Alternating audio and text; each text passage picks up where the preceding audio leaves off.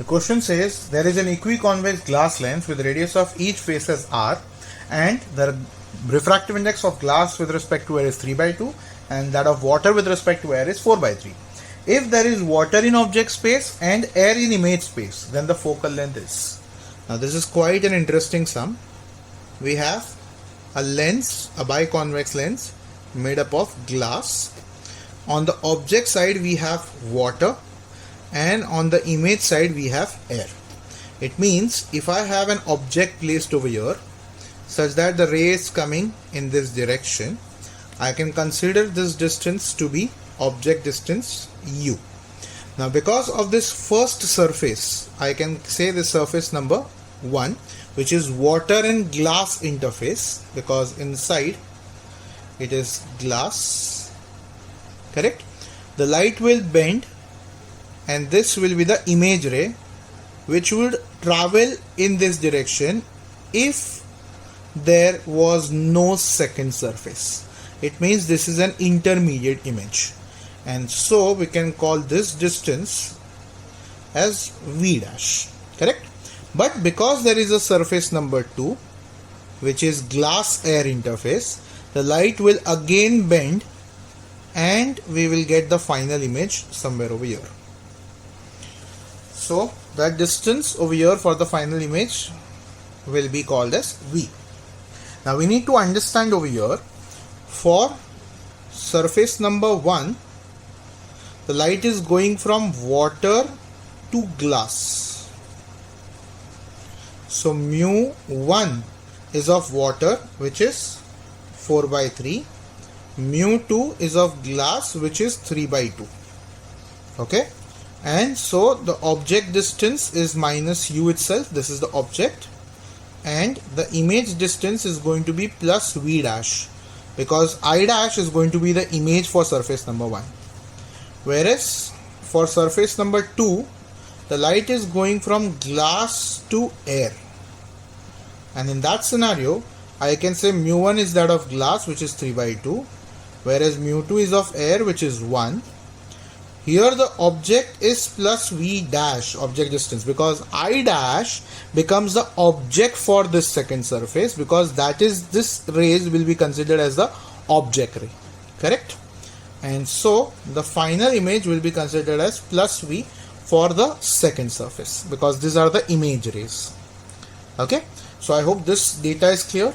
So if we use mu 2 by v minus mu 1 by u is equal to mu 2 minus mu 1 by r, I can say for surface 1 the data will be mu 2 is 3/2, v is actually v dash, minus mu 1 is 4/3 upon u is actually minus u, and that will be equal to 3/2 minus 4/3 upon r. This time the curvature is this, so the radius will be on the right hand side, and hence plus r.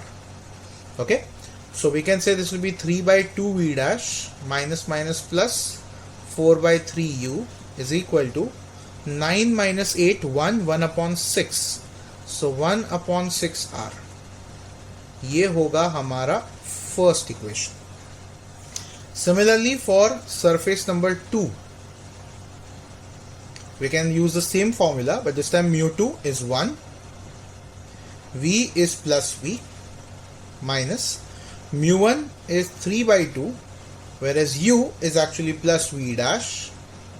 That means this will be 1 minus 3/2 upon, this time the radius of curvature will be on the left hand side because of this curve, right? That means it will be minus r, like this. So we have 1 by v minus 3/2 v dash is equal to 1 minus 3/2 होता है minus half, minus minus plus हो जाएगा, so we will have 1 by 2r as our equation number 2. Now if you check carefully, we have 3/2 v dash over here also, 3/2 v dash over here also. This is positive, this is negative. So why not we just add both of them? If we do that, this gets cancelled, and what we are left with is 1 by v plus 4/3u is equal to 1 by 6r plus 1 by 2r. that means 1 by r common, in the bracket 1 by 6 plus 1 by 2. So if I multiply divided by 3 over here, we get 3 plus 1, 4 by 6, which is 2 by 3. So 1 by v plus 4 by 3u is 2 by 3r. This is our equation. Okay, you can copy this, then we can continue. So now we can say, if the object was at infinity, then the image will be at the focal length, obviously. That means if I substitute that over here, I get 1 by f plus 0 is equal to 2 by 3r. That means the focal length is nothing but 3r by 2, and that is our final answer.